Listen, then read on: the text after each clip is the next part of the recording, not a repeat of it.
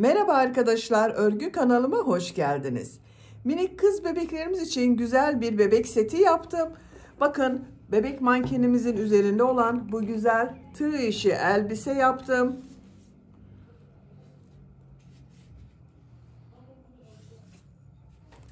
Askılı yaptım arkadaşlar. Bakın, buradan düğmeli yaptım bu elbiseyi. Bebeğe giydirip çıkarması kolay.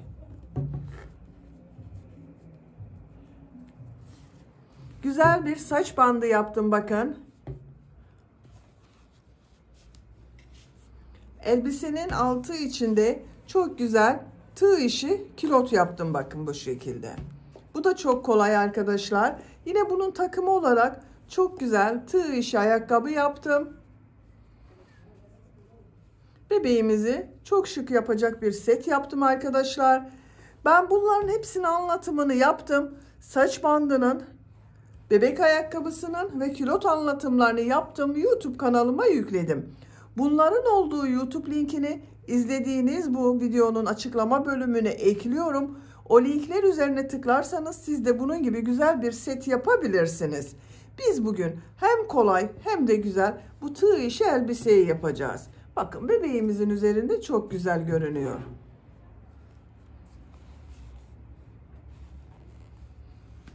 Bu bebek mankenimiz 3 aylık bebek ölçüsünde arkadaşlar. 3 aylık bebek için yaptım ben bugün bu elbiseyi. Siz her yaş çocuklarınız için yapabilirsiniz. Bebeğin üzerinden çıkarıp görelim.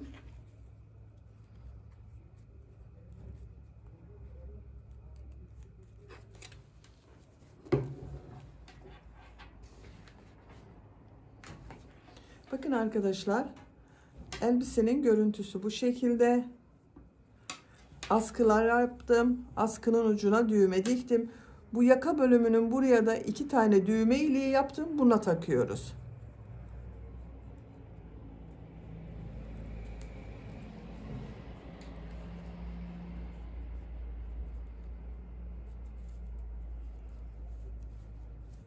Arka görüntüsü de aynı arkadaşlar.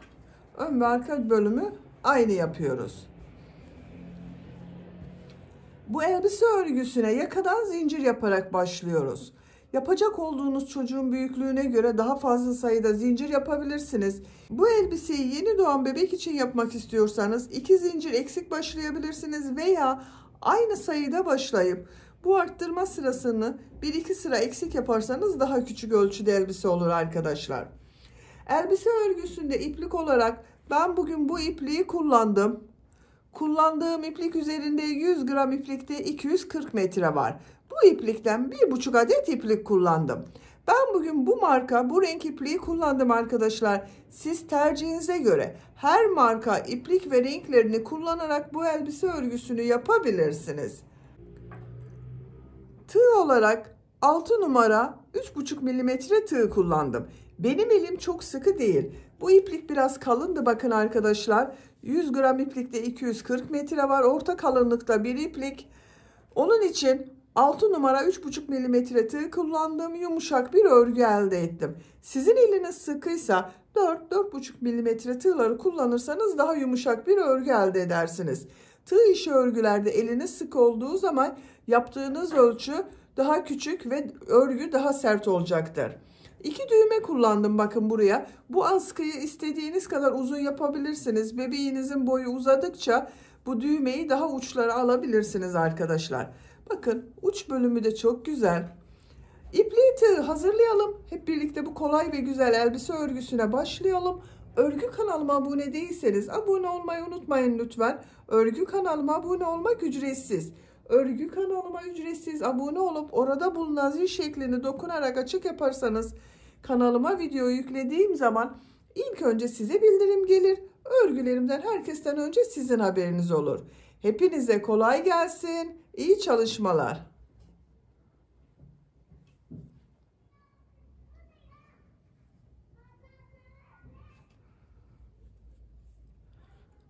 Zincir yapmak için ilk ilmeği ben bu şekilde yapıyorum. Yakadan zincir yaparak başlıyoruz. Zincirleri yapmaya başlıyorum bakın. 30 zincir yapalım. Çok sıkı zincirler yapmayalım.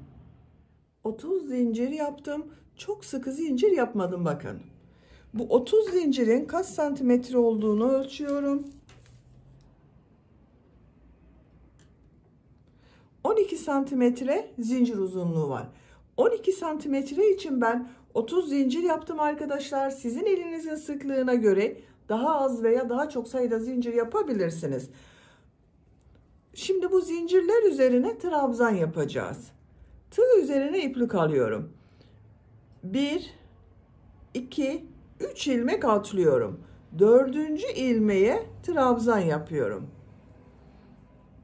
Bu 3 ilmek atladığımda bir trabzan oluyor. Bununla birlikte toplam 27 trabzan yapacağız. Her ilmek üzerine bir trabzan yapıyorum.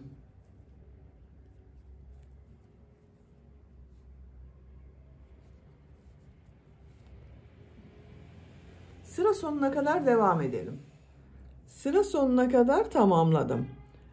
2, 4, 6, 8, 10, 12, 14, 16, 18, 20, 22, 24, 26, 3 ilmek atladığımla birlikte 27 trabzan yaptım. Ben bugün 3-6 ay arası bebek için yapıyorum. Bu sayıda yaptım arkadaşlar. Siz bunu yeni doğan bebek için de yapabilirsiniz. Yeni doğan için de aynı sayıda başlayabilirsiniz. 2 zincir fazla başlayıp 32 zincir ile başlayabilirsiniz. 29 trabzan yaparsanız 6-12 aylık bebek için olur. 4 zincir fazla yaparsanız bunu 31 trabzan ile yaparsanız da 1-2 yaş arası çocuklarınız için olur. Her yaş için bu şekilde arttırmalar yapabilirsiniz. Bu trabzan sayısının tek sayı olması gerekiyor. Benim 27 trabzan var. 29, 31, 33, 35 trabzan olarak yapabilirsiniz. İkinci sıradayız. İkinci sırada model sırası yapacağız. Modeli yerleştirmeden önce orta noktayı buluyorum arkadaşlar. 27 trabzan var. 2, 4, 6, 8, 10, 12, 13. Bu 14. ilmeğe işaret yapıyorum. Diğer tarafta da bakın 2, 4, 6, 8, 10, 12, 13 var. 13 ilmek burada var. 13 ilmek burada var. Model çok kolay.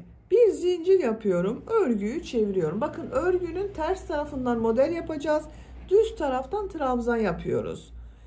İlk ilmek üzerine sık iğne yapıyorum. Tığ üzerine 2 defa iplik doluyorum. Üçlü trabzan yapıyorum.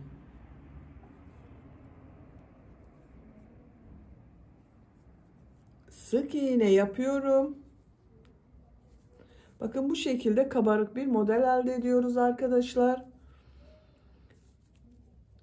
Tığ üzerine 2 defa iplik doluyorum. Üçlü trabzan yapıyorum. Sık iğne yapıyorum. Üçlü trabzan yapıyorum.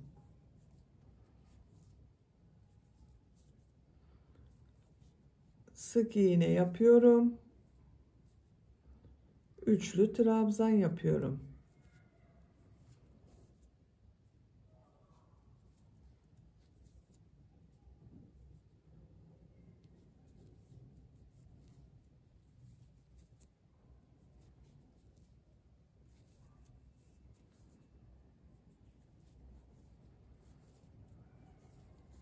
Bakın üçlü trabzan yaptım. Bu işaretten önce bu ilmeğe sık iğne yapıyorum. Bir zincir yapıyorum. Arttırma yeri için bir zincir yaptım. Bu işaret yaptığım bir ilmeği atlıyorum. Diğer ilmeğe sık iğne yapıyorum. Bakın buraya bir zincir yaptım.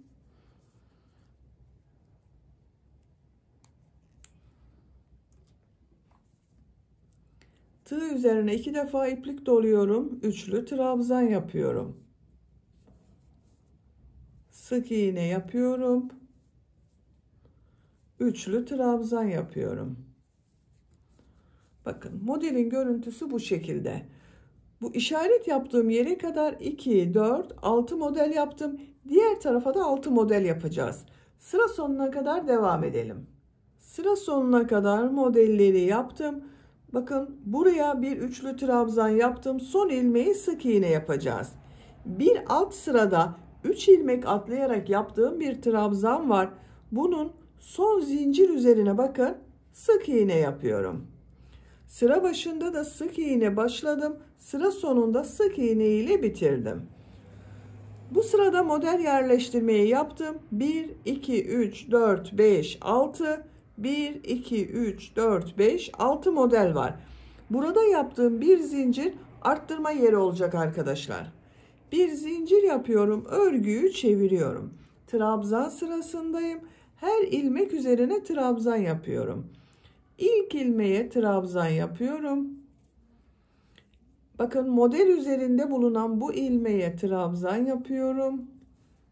Sık iğne üzerine trabzan yapıyorum. Model üzerine trabzan yapıyorum.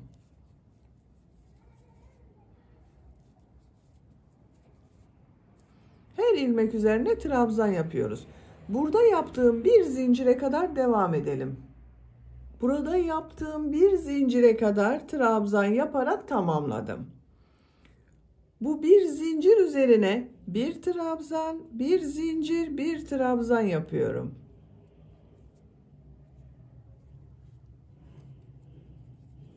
Bakın buraya bir trabzan, bir zincir, bir trabzan yaptım. Diğer ilmeklere trabzan yaparak devam ediyorum. Bakın sık iğne üzerine trabzan yapıyorum. Model üzerine trabzan yapıyorum. Sık iğne üzerine trabzan yapıyorum. Sıra sonuna kadar devam edelim. Sıra sonuna kadar tamamladım. Bir zincir yapıyorum. Örgüyü çeviriyorum. Model sırasındayım. Burada yaptığım gibi modeller yapıyoruz. İlk ilmeğe sık iğne yapıyorum. Tığ üzerine 2 defa iplik doluyorum. Üçlü trabzan yapıyorum. Sık iğne yapıyorum. Üçlü trabzan yapıyorum. Sık iğne yapıyorum. Bu arttırma zincirine kadar devam edelim. Arttırma yaptığım yere kadar modelleri yaptım. En son ilmeğe üçlü trabzan yaptım. Bu arttırma zinciri üzerine bir sık iğne, 2 zincir, bir sık iğne yapıyorum. Tığ üzerine 2 defa iplik doluyorum. İlk ilmeğe üçlü trabzan yapıyorum. Yine bir üçlü trabzan, bir sık iğne yapıyorum. Bakın. Sık iğne yapıyorum. Üçlü trabzan yapıyorum. Sık iğne yapıyorum. Bu sırada bakın 1, 2, 3, 4, 5, 6, 7 model oldu. 6 model ile başladık. Bu sırada 7 model oldu. Sıra sonuna kadar model yaparak devam edelim. Sıra sonuna kadar tamamladım. İkinci model sırasını bitirdim. Bakın arkadaşlar, bir zincir yapıyorum. Örgüyü çeviriyorum. Trabzan sırasındayım. İlk ilmeğe trabzan yapıyorum. Diğer ilmeklere trabzan yaparak devam ediyorum. Arttırma yaptığımız buraya kadar devam edelim. Buraya kadar trabzan yaptım. Bu arttırma zinciri üzerine bir trabzan, bir zincir, bir trabzan yapıyorum. İlmekler üzerine trabzan yaparak devam ediyorum. Sıra sonuna kadar devam edelim. Sıra sonuna kadar tamamladım. Bir zincir yapıyorum. Örgüyü çeviriyorum. Model sırasındayım. Örgünün ters tarafındayım bakın. İlk ilmeğe sık iğne yapıyorum. Tığ üzerine 2 defa iplik doluyorum. Üçlü trabzan yapıyorum. Sık iğne yapıyorum. Üçlü trabzan yapıyorum. Sık iğne yapıyorum. Bakın bu şekilde. Yaka örgüsü bu şekilde devam edecek. Bir sırada model yapacağız. Bir sırada trabzan sırası yapacağız. Bakın bu arttırma yerlerinde yine trabzan sırası yaparken bir trabzan, bir zincir, bir trabzan yapıyoruz. Model yaparken bir sık iğne, 2 zincir, bir sık iğne yapıyoruz. Yapacak olduğunuz çocuğun büyüklüğüne göre yaka örgüsünü istediğiniz kadar model sırası yaparak tamamlayalım. Yaka bölümünün örgüsünü yapacağım ölçü için ben tamamladım. 1, 2, 3, 4, 5, 6 model sırası yaptım. Bakın en son model sırasında bitirdim arkadaşlar. Santimetre olarak ölçüyorum. 9,5 santimetre yükseklik var. Siz daha büyük çocuk için yapıyorsanız bir sıra daha model sırası devam edebilirsiniz. O zaman bu yaptığınız örgü daha büyük olur arkadaşlar. Ben burada bitiriyorum. Şimdi bunun aynısından bir tane daha yapacağız.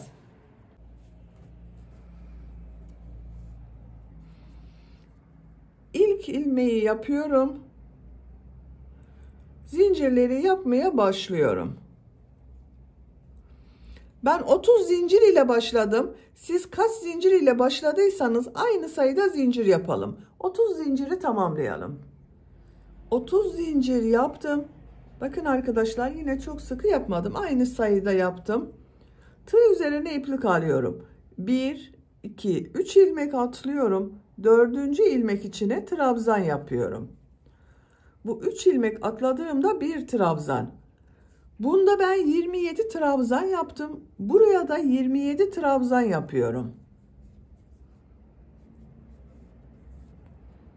Sıra sonuna kadar devam edelim. Zincirler üzerine trabzan olarak tamamladım. Yine ortada bulunan ilmeğe işaret yapıyorum. 2, 4, 6, 8, 10, 12, 13. Bakın 14. ilmek. Diğer tarafta da 13 ilmek var. 2, 4, 6, 8, 10, 12, 13 ilmek. Model sırası yapıyoruz. Bir zincir yapıyorum. Örgüyü çeviriyorum. Sık iğne yapıyorum. Üçlü trabzan yapıyorum. Sık iğne yapıyorum. Üçlü trabzan yapıyorum. Sık iğne yapıyorum.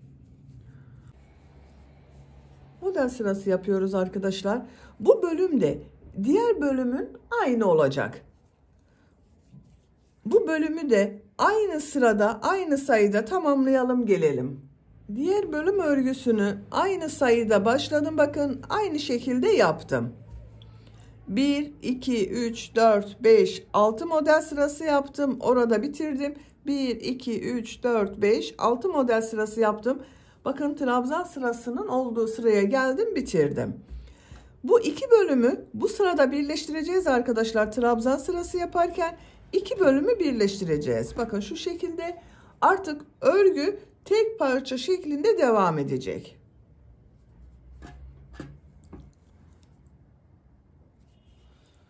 Sıra sonunda 2 zincir yapıyorum. Örgüyü çeviriyorum. Bu ilk ilmeğe hiçbir şey yapmıyorum. Bakın bu 2 zincirde bir trabzan, ilmekler üzerine trabzan yaparak devam ediyorum. Her ilmek üzerine bir trabzan yapıyorum. Arttırma yerine kadar devam edelim. Arttırma yaptığımız buraya kadar bakın trabzan yaptım. Bu arttırma zincirinin üzerine bir trabzan, bir zincir, bir trabzan yapıyorum. Sık iğne üzerine trabzan yapıyorum. Model üzerine trabzan yapıyorum. Sıra sonuna kadar devam edelim. Son ilmekte arkadaşlar, bu son ilmek ile diğer bölümü birleştireceğiz. Buraya kadar devam edelim. Sıra sonuna kadar bakın trabzan yaptım. Son trabzanı yapmadım arkadaşlar. Bu son trabzanı yaparken diğer bölüm ile birleştireceğiz. Bakın. Tığ üzerine iplik alıyorum. Son ilmeğe trabzan yapıyor gibi ilmek aldım, çıkardım. 2 ilmekten çıkarıyorum. Bakın burada bekletiyorum. Tığ üzerinde 2 ilmek var. Tığ üzerine tekrar iplik alıyorum.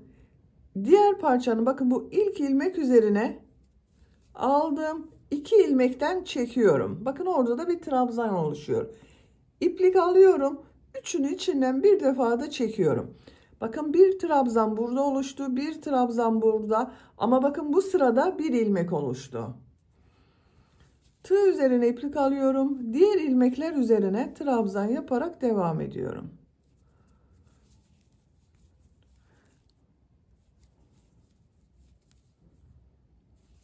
Arttırma yaptığımız buraya kadar devam edelim.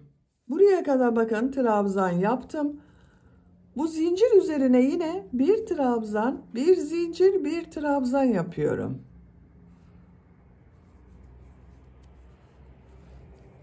Bakın bu sık iğne ilmeği üzerine trabzan yapıyorum. Model üzerine trabzan yapıyorum. Sıra sonuna kadar devam edelim. Sıra sonuna kadar trabzanları tamamladım. Şimdi bu diğer bölüm ile burayı birleştiriyoruz. Artık örgüye tek parça şeklinde devam ediyoruz. Bakın sıra başında yaptığım bu iki zincir ilmeği ile ilmek kaydırma yaparak sırayı birleştiriyorum. Bakın artık birleştirdik iki tarafı. Bu sırada trabzanlar yaptım. Arttırma yerlerinde yine bir trabzan, bir zincir, bir trabzan yaptım. Model sırasındayım. Bir zincir yapıyorum. Örgüyü çeviriyorum. Bu ilk ilmek üzerine sık iğne yapıyorum. Tığ üzerine iki defa iplik doluyorum. Üçlü trabzan yapıyorum. Model yapıyoruz. Yaka bölümünde yaptığımız modeli devam ediyoruz. Bir sık iğne, bir üçlü trabzan yapıyoruz. Arttırma yaptığımız buraya kadar devam edelim. Arttırma yaptığım buraya kadar modelleri yaptım. Son ilmek üzerine üçlü trabzan yaptım. Yaka bölümünde yaptığımız gibi gövde bölümünde de aynı şekilde devam ediyoruz. Bakın bu zincir üzerine bir sık iğne, iki zincir, bir sık iğne yapıyorum. Tığ üzerine iki defa iplik doluyorum. Üçlü trabzan yapıyorum. Sık iğne yapıyorum. Üçlü trabzan yapıyorum. Modelleri yapmaya devam ediyorum. Bakın hiçbir değişiklik olmadı. Burada yaptığımız gibi devam ediyoruz. Bu şekilde modelleri yaparak devam edelim. Buraya yine arkadaşlar bir sık iğne, iki zincir, bir sık iğne yapacağız. Sıra sonuna kadar modelleri devam edelim. Sıra sonuna kadar modelleri tamamladım. Bakın en son üçlü trabzan yaptım. Sıra başında yaptığım bu sık iğne ile ilmek kaydırma yaparak birleştiriyorum. Bakın burada yine arkadaşlar model, sık iğne, model. Hiç değişiklik olmadı. Görüntüsü bu şekilde. İki zincir yapıyorum. Örgüyü çeviriyorum. Bu sırada yine trabzan sırası yapıyorum. Bu ilk ilmeğe yapmıyorum. Bakın bu iki zincir, bir trabzan oluyor. Bu ilmek üzerine trabzan yapıyorum. Diğer ilmeklere trabzan yaparak devam ediyorum. Bu arttırma yerine kadar devam edelim. Orayı yine sizinle yaparız. Arttırma yaptığım bakın buraya kadar trabzan yaptım. Burada da devam ediyoruz arkadaşlar. Buraya bir trabzan, bir zincir, bir trabzan yapıyorum. Hiçbir değişiklik yapmıyoruz. Bakın gövde bölümünde de bir trabzan, bir zincir, bir trabzan yapıyorum. Diğer ilmeklere yine trabzan yaparak devam ediyorum.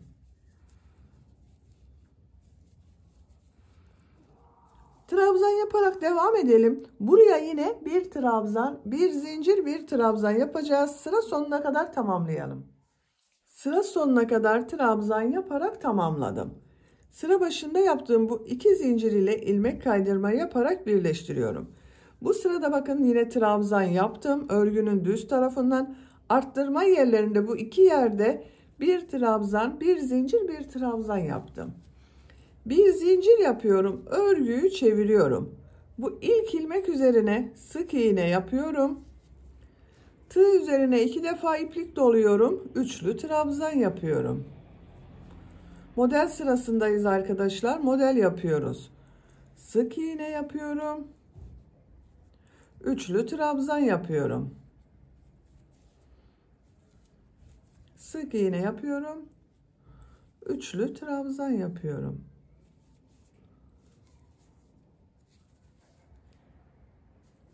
Sıra sonuna kadar devam edelim.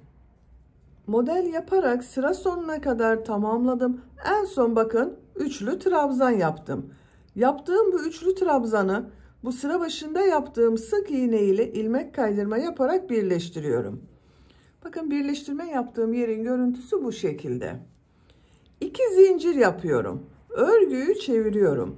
Bu sırada trabzan sırası yapıyoruz. Tığ üzerine iplik alıyorum. Bakın aynı ilmeğe yapmıyorum. Bu ilmek yerine buraya 2 trabzan yaptım.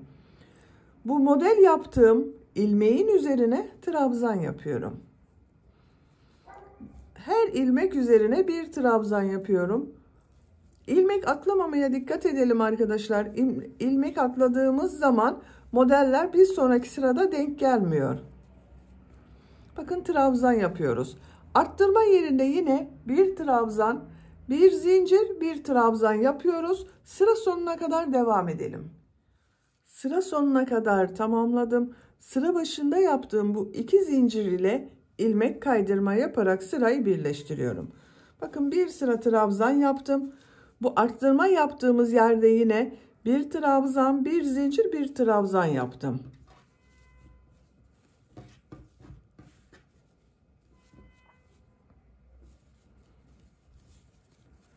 Bir zincir yapıyorum. Örgüyü çeviriyorum.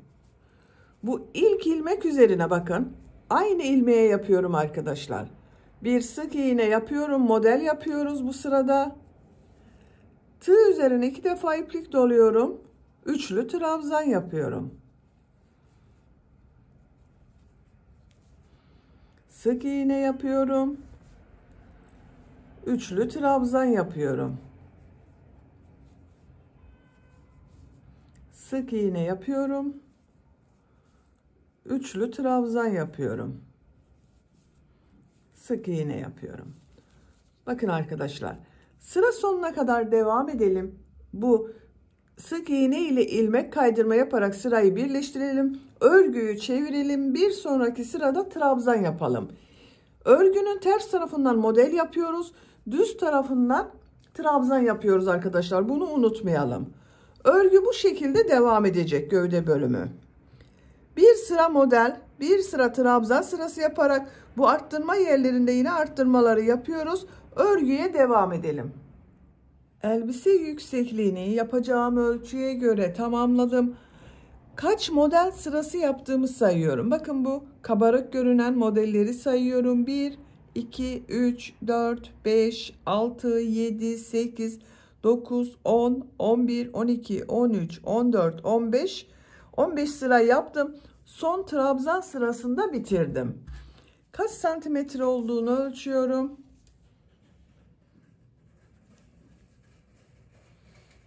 26 santimetre yükseklik var. Siz tercihinize göre bunu 1-2 sıra devam edebilirsiniz.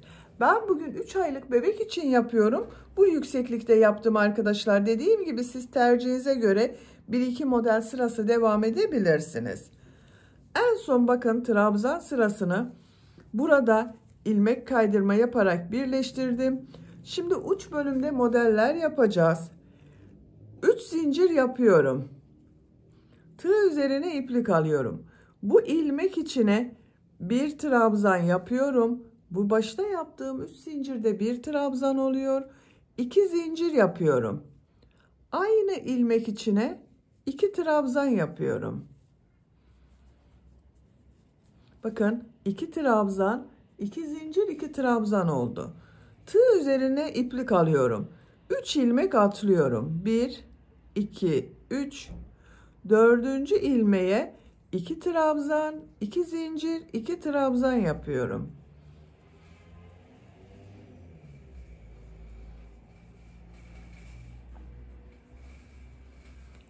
Üç ilmek atlıyorum. 1, 2, 3. Dördüncü ilmeğe 2 trabzan, 2 zincir, 2 trabzan yapıyorum.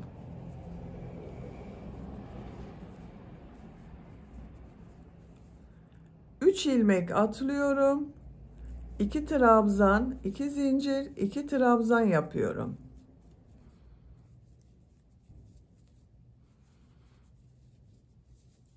Bakın arkadaşlar bu şekilde oluyor. Sıra sonuna kadar devam edelim. modelleri yaparak sıra sonuna kadar tamamladım. Bakın son modelde 2 trabzan, 2 zincir, 2 trabzan yaptım. Burada 1, 2, 3, 4 ilmek kaldı arkadaşlar. Arada 3 ilmek atlıyordum. Bu 4 ilmeği atlıyorum. İlk yaptığım bu 3 zincir ile bakın ilmek kaydırma yaparak birleştiriyorum. Modelin denk gelmesi için burada 4 ilmek atladım.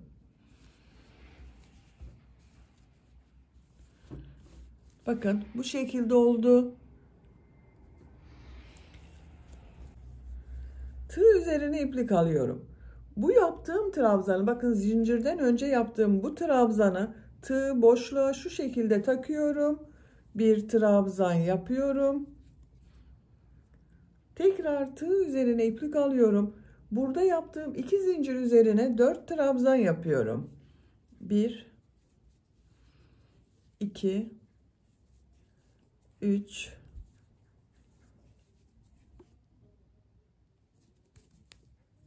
4. Bakın 4 trabzan yaptım. Tekrar tığ üzerine iplik alıyorum. Bu trabzanı boşluktan alıyorum. Trabzan yapıyorum. Bakın bir trabzanı boşluktan aldım. Trabzan yaptım. Zincir üzerine 4 trabzan yaptım. Tekrar bu trabzanı boşluktan aldım. Trabzan yaptım. Tığ üzerine iplik almadan 2 model ortasına sık iğne yapıyorum. Tekrar tığ üzerine iplik alıyorum.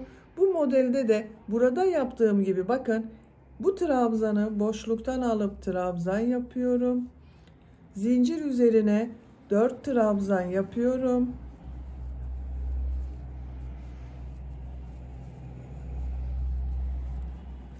Bu trabzanı boşluktan alıyorum, trabzan yapıyorum. Tığ üzerine iplik almadan 2 model ortasına sık iğne yapıyorum. Tığ üzerine iplik alıyorum. Bu trabzanı boşluktan alıyorum, trabzan yapıyorum. 4 trabzan yapıyorum.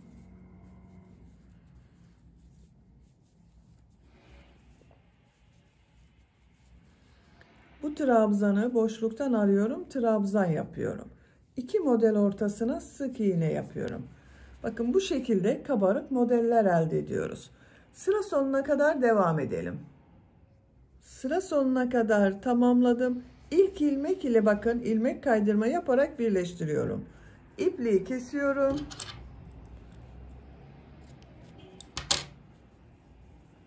Bakın arkadaşlar etek ucu çok güzel oldu.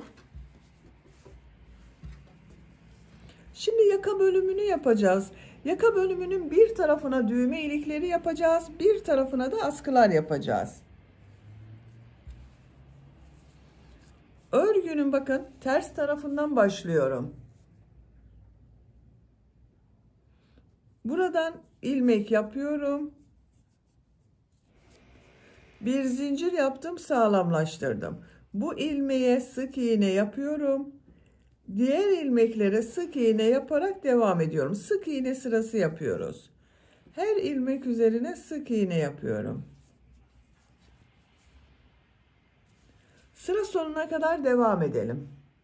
Sıra sonuna kadar sık iğne olarak yaptım. Bir sıra daha sık iğne yapıyorum. Bir zincir yapıyorum. Örgüyü çeviriyorum. İlk ilmek üzerine sık iğne yapıyorum. Diğer ilmeklere sık iğne yaparak devam ediyorum.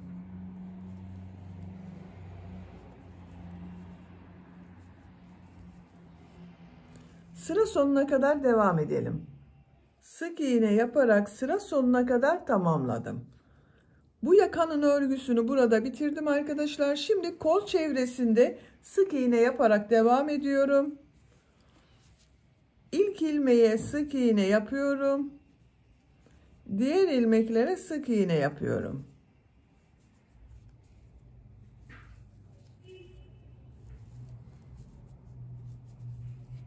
Bakın bu şekilde oluyor. Buraya kadar devam edelim. Kol çevresinde sık iğne yaparak bakın buraya kadar tamamladım. İpliği burada kestim arkadaşlar. Örgünün ters tarafından yapacağız burayı. Onun için ipliği burada kestim. Şu şekilde bakın örgüyü çeviriyorum. Buraya düğme ilikleri yapacağız. Bu ilmekten bir ilmek yapıyorum, bir zincir yapıyorum, sağlamlaştırdım. Aynı ilmeğe sık iğne yapıyorum. İkinci ilmeğe sık iğne yapıyorum. Bakın 2 sık iğne yaptım. Düğme iliği için 3 zincir yapıyorum. 2 ilmek atlıyorum. 3. ilmeğe sık iğne yapıyorum. Düğme iliğini bakın buraya yaptım. Diğer ilmeklere sık iğne yaparak devam ediyorum. Sıra sonunda 4 ilmek kalasıya kadar devam edelim. Sıra sonunda 4 ilmek kalasıya kadar sık iğne yaptım. Buraya yine düğme iliği yapacağız. Düğme iliği için 3 zincir yapıyorum. 2 ilmek atlıyorum. Son 2 ilmek üzerine sık iğne yapıyorum. Bakın ikinci düğme iliğini de buraya yaptım. Bir zincir yapıyorum. Örgüyü çeviriyorum. 2 ilmek üzerine sık iğne yapıyorum. Düğme iliği yaptığım bu 3 zincir üzerine 2 sık iğne yapıyorum. Diğer ilmeklere sık iğne yaparak devam ediyorum. Bakın düğme iliği daha belirgin oldu. Diğer düğme iliği yaptığım bu zincire kadar devam edelim. Düğme iliği yaptığım zincire kadar sık iğne olarak tamamladım. Bu zincirler üzerine 2 sık iğne yapıyorum. Burada 2 ilmek var, sık iğne yapıyorum. Bakın arkadaşlar, düğme iliklerini yaptık. Diğer tarafa askı yapacağız. Bu düğme ilikleriyle birleştireceğiz. Bu kol çevresinde de burada yaptığım gibi sık iğne olarak devam ediyorum.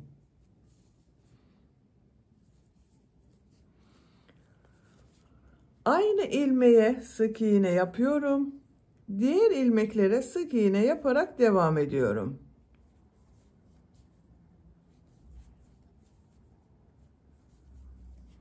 Bakın. Burada yaptığımız gibi arkadaşlar diğer tarafa geçerek sık iğne olarak tamamlayalım. Buraya kadar devam edelim. Kol çevresinde sık iğne yaparak buraya kadar tamamladım. Bakın arkadaşlar, görüntüsü bu şekilde oldu.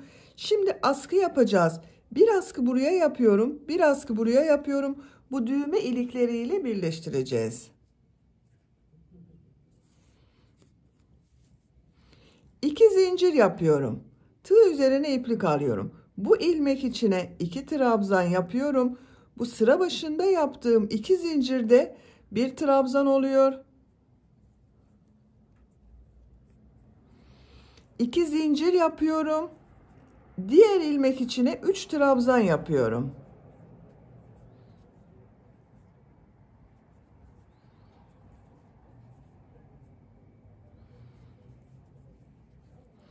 Bakın 3 trabzan, 2 zincir, 3 trabzan yaptım. 2 zincir yapıyorum. Örgüyü çeviriyorum. Burada yaptığım 2 zincir üzerine 3 trabzan, 2 zincir, 3 trabzan yapıyorum.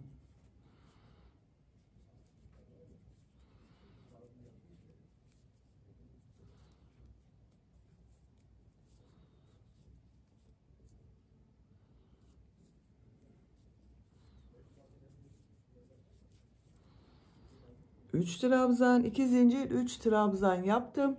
2 zincir yapıyorum. Örgüyü çeviriyorum. Bu 2 zincir üzerine 3 trabzan, 2 zincir, 3 trabzan yapıyorum.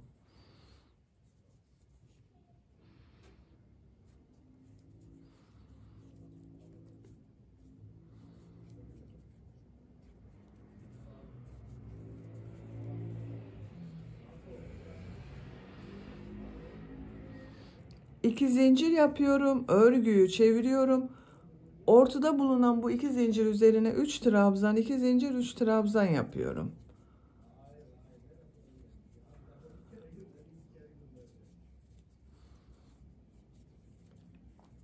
Bakın bu şekilde oluyor askı örgüsü. Birkaç sıra bu şekilde devam edelim. Askı örgüsünü yapacağım ölçüye göre tamamladım. İpliği kestim arkadaşlar. Bakın biraz uzun bıraktım. Buraya düğme dikeceğiz. Düğme dikeceğim ipliği bıraktım. İlmek içinden çekiyorum. kaç sıra yaptığımı sayıyorum. 1, 2, 3, 4, 5, 6, 7, 8, 9 sıra yaptım. Siz bu askı uzunluğunu tercihinize göre daha uzun yapabilirsiniz. Düğmeyi ilerleyen aylarında daha uca dikerek daha uzun süre kullanabilirsiniz. Bakın bu şekilde oldu arkadaşlar. Şimdi diğer askı örgüsünü yapalım. Diğer askı örgüsünde aynı bunun gibi yapacağız. Bakın bu askıyı 2 ilmeğe başladım. Burada da 2 ilmek yapıyorum. Sondan ikinci ilmeğe bir ilmek yapıyorum. 2 zincir yapıyorum. Aynı ilmek içine 2 trabzan yapıyorum. 3 trabzan oldu. 2 zincir yapıyorum. Diğer ilmeğe 3 trabzan yapıyorum. 2 zincir yapıyorum. Örgüyü çeviriyorum. 3 trabzan, 2 zincir, 3 trabzan yapıyorum.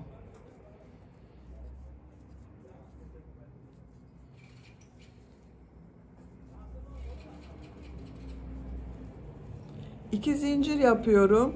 3 trabzan, 2 zincir, 3 trabzan yapıyorum. Bu askıyı kaç sıra yaptıysanız diğer askı örgüsünde tamamlayalım. Diğer askı örgüsünde aynı uzunlukta yaptım. İpliği kesiyorum. Yine düğme dikmek için biraz uzun yapıyorum arkadaşlar.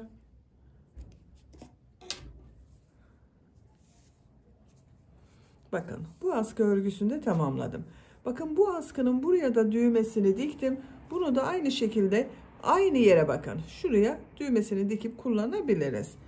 Böylece elbise örgüsünde bitirmiş oldum.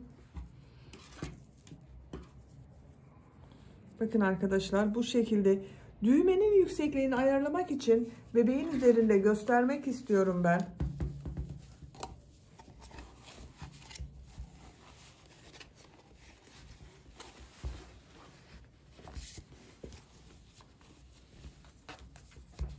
Bakın arkadaşlar askıyı şu şekilde omuzundan geçirip istediğiniz yere düğmesini dikebilirsiniz. Bu yükseklik daha fazla yapabilirsiniz.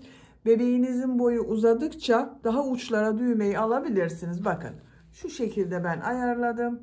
Güzel oldu.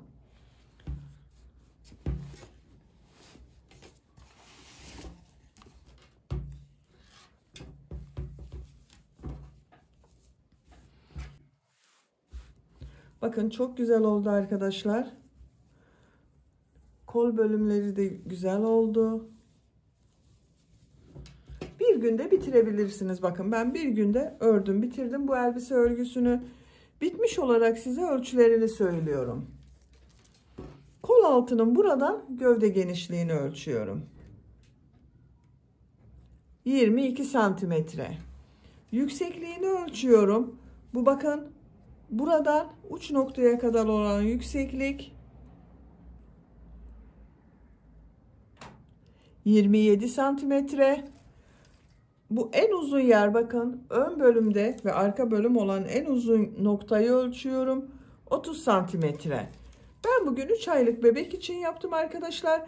Doğumdan itibaren de kullanılabilir. Yeni doğan bebek için de kullanabilirsiniz.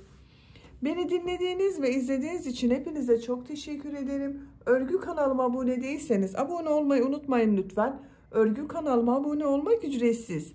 Örgü kanalıma ücretsiz abone olup orada bulunan zil şeklini dokunarak açık yaparsanız kanalıma video yüklediğim zaman ilk önce size bildirim gelir. Örgülerimden herkesten önce sizin haberiniz olur.